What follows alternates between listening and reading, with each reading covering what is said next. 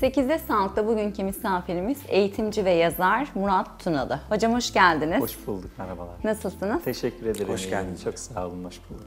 Siz de sağ olun. Hocam çocuklar artık okul başarısından ziyade finansal özgürlüğü daha başarılı ön planda tutuyorlar.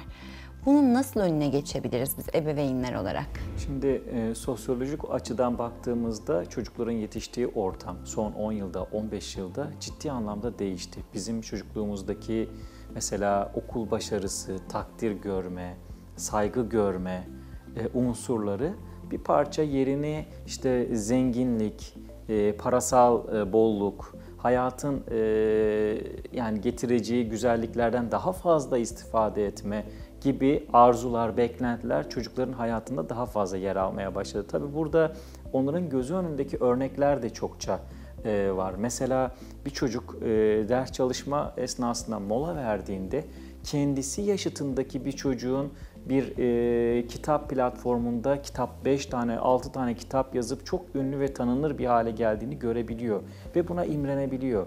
Ya da yine kendi yaşıtındaki birisinin bir video paylaşım sitesinde milyonlarca takipçiye sahip olup da bunun gururunu, mutluluğunu, takdirini yaşarken aynı zamanda ekonomik kazanımlarını da çok erken elde ettiğini görebiliyor.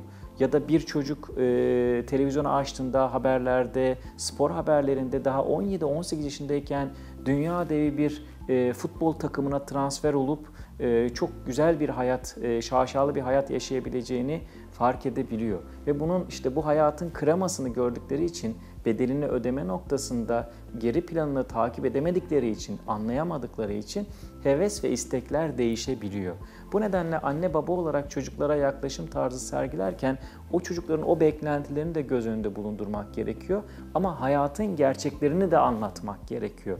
Örnek veriyorum, o çocuk onu gördüğü zaman mesela çok paylaşımlı video paylaşım sitesinde 17-15 yaşındaki bir çocuğun fenomen olduğunu gördüğünde onunla ilgili anne baba olarak çocukla konuşmak gerekiyor. O çocuğun binlerce saat sosyal medya çekimlerini gerçekleştirdiğini ve binlerce saat tecrübe kazandığını, buna hayatını adadığını ama onun sadece belki 1 saat, 1,5 saat hevesle bunu yapabileceğini göstererek, kıyaslayarak ve teknik bilgilerin gerektiğini anlatarak hangi konuda uzman olması gerektiği konusunda onlarla konuşmak, istişare etmek gerekiyor. Bir yetişkinle sohbet eder gibi. Birçok anne baba şu hataya düşüyor. Çocuğun bu isteklerini, heveslerini geçici bir heves olarak küçümseyip açıkçası onunla alay bile edebiliyor. Hani bizim çocukluğumuzda vardı ya, ben mühendis olacağım dediği zaman çocuk, sen bu matematik notlarıyla zor mühendis olursun, senden olsa kaldırım mühendisi olur derlerdi. Yani bunun gibi bir şeye dönüşmemesi lazım çocukla anne babanın iletişimi, geleceğe dair heves, idealleri. Çocuk hayatında hedeflerini, ideallerini parasal kazanımlar üzerine kurduysa bunu bilgiyle de, bilimle de yapabileceğini anlatmak gerekiyor. Bilginin, bilimin ne kadar ekonomik anlamda önemli bir güç olduğunu çocuğa örneklerle göstermek gerekiyor. Bunun için de okul başarısından, hani bir evi tuğlayla örer gibi önce küçük duvarını yapacağız, sonra büyük duvarını yapacağız. Bugün 3. sınıftasın, 5. sınıftasın ama evin önce küçük duvarını yapıyoruz. Her sınıf, her kademe, her okul o senin geleceğini inşa ettiğimiz bir ev gibi görebilirsin. Her girdiğin sınav o tuğla örmek gibi, tuğlayı koymak gibi görebilirsin denebilir anne baba açısından. Böyle örneklendirebiliriz çocuklara. Kesinlikle hocam. Hocam şimdi çocukların bir okul başarısı var. Yani hani velilerden beklenen, okuldan istenen. Bir de normalde kendi istekleriyle bazen hani bizim dışımızda olsa bile bir kendi ilgilendikleri alanları, kendi başarıları var. Şimdi bir çocuğun iyi olduğu bir durumu, başarısını, okul başarısına nasıl dönüştürürüz? Çok güzel bir soru. Başarıya götüren anne baba kitabında yazmıştım. Bununla alakalı çocukların haritasını yapın dedim. Yani nasıl haritasını yapabiliriz? Çocuğun bir prospektüsünü nasıl çıkarabiliriz ki? Bunlar ölçülebilir, değerlendirilebilir. Hani bir meta malzeme değil çocuk nihayetinde, bir canlı organizma. Ama bakın Amerikalı bilim insanı Howard Gardner insanların farklı farklı zeka tiplerine sahip olduğunu ileri sürüyor.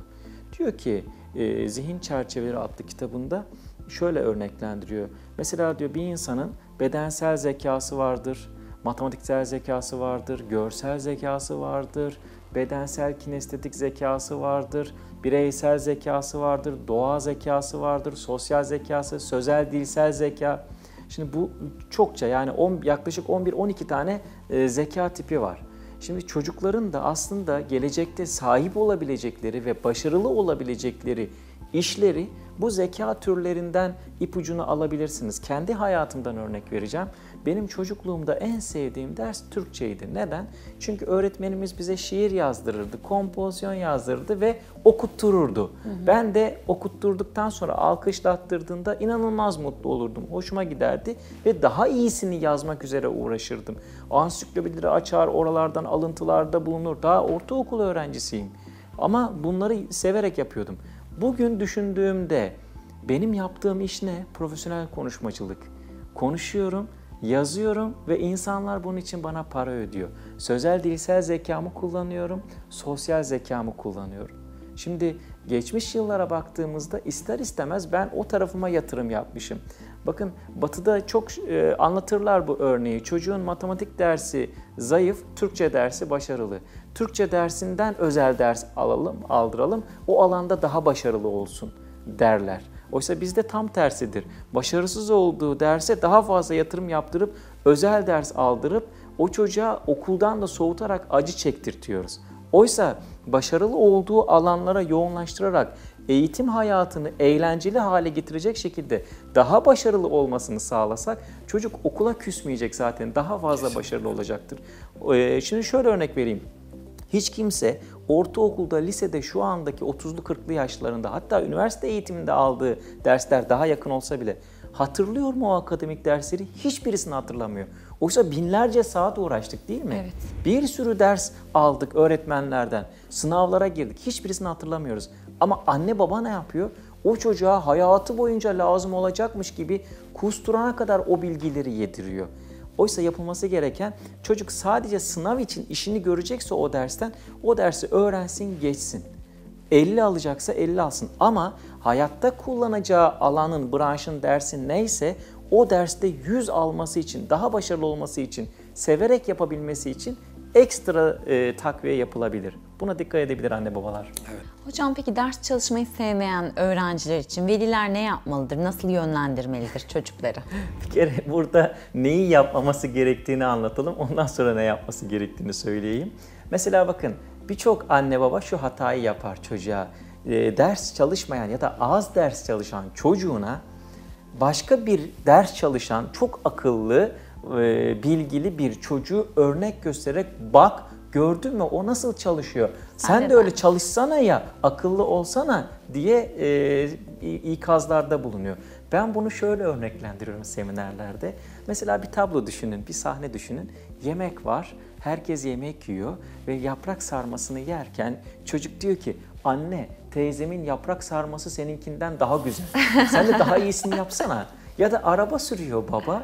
Baba araba sürerken diyor ki çocuk, baba amcam senden daha iyi araba kullanıyor. Sen nasıl araba kullanıyorsun, daha iyi kullansana dese nasıl hissedersiniz diyorum anne babalara. Bunu örneklerle anlatırken tabii ki kötü hissederiz hocam. Eleştirilmek, kıyaslanmak bizim için kötü olur. Hele bir çocuk tarafından, çocuğun gözünde. İşte diyorum, aynı duygu çocuklar için de geçerli. Onu başkasıyla kıyaslamayın akademik anlamda.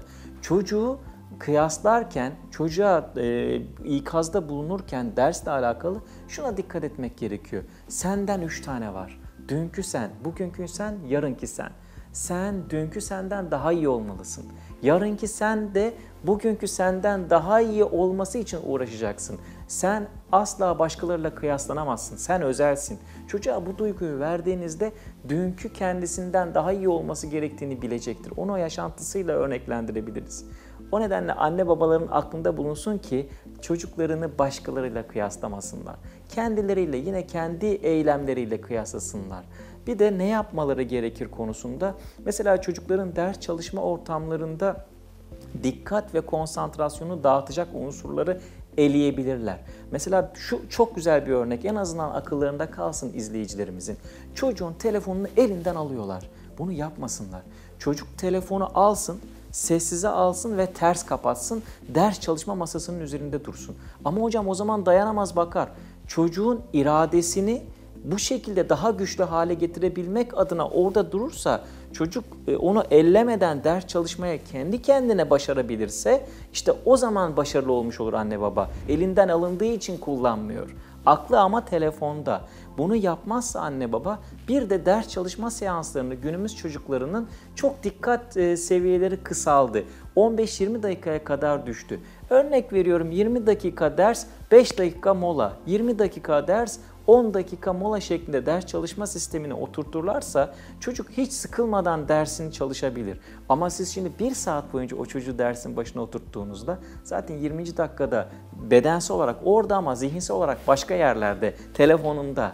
O nedenle bunu gayri yasal yapan çocuğa yasal hale getirdiğinizde çocuk daha rahat ders çalışacaktır. Hocam çok teşekkür ederiz. Sağ olun. Ben teşekkür Çok ediyorum. teşekkürler. Çok sağ olun. İyi ki Gerçekten. geldiniz. Evet, bugün 8'de Sağlık'ta misafirimiz eğitimci ve yazar Murat Tunalı'ydı. Programımız kaldığı yerden tüm hızıyla devam ediyor.